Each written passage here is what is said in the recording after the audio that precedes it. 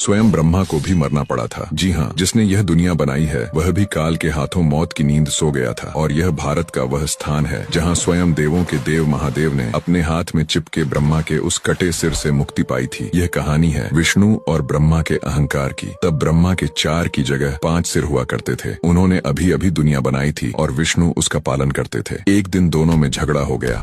मैं महान हूँ। नहीं, मैं तुमसे ज्यादा महान हूँ।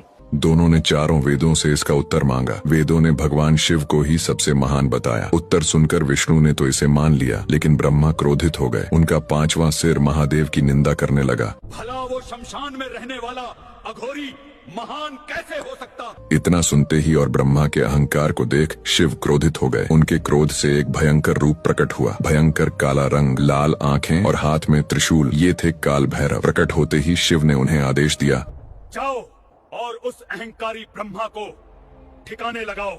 भैरव ने ब्रह्मा के उस 5वें सिर को धड़ से अलग कर दिया जिसने शिव की निंदा की थी। सिर कटते ही ब्रह्मा का अहंकार टूट गया। उन्होंने भगवान शिव तथा काल भैरव से क्षमा मांगी। ब्रह्मा जी को तो माफ कर दिया, लेकिन वह ब्राह्मण थे और एक ब्राह्मण का सिर काटने की वजह से काल भैरव को ब्रह्म हत्या का पाप लग गया। ब्रह्मा का वह कटा सिर उनके हाथ से चिपक गया। इस भयानक पाप से मुक्ति के लिए वे दर दर भटकने लगे। हाथ में ब्रह्मा का कटा सिर लिए वे भिक्षा मांगकर गुजारा करते थे। कई युग बीत गए, लेकिन वह कपाल उनके हाथ से नहीं छूटा। भटकते हुए वे एक दिन काशी आ पहुँचे। जैसे ही उन्होंने इस जगह पर पैर रखा, ब्रह्मा का सिर उनके हाथ से छूट गया। अब वे पाप से मुक्त हो चुके थे। शिव प्रकट हुए और काल भैरव को काशी का कोतवाल नियुक्त किया गया। उन्हें यह भी वरदान मिला कि जो भी काशी में प्राण त्यागेगा उसके कर्मों का हिसाब भैरव ही करेंगे, जिसे भैरव यातना कहा जाता है। इस घटना को हुए कई युग बीत गए, लेकिन आज भी काशी की रक्षा स्वयं काल भैरव करते हैं। जो भी बाबा के भक्त हैं, कमेंट में उनके नाम का जयकारा जरूर लगाएं।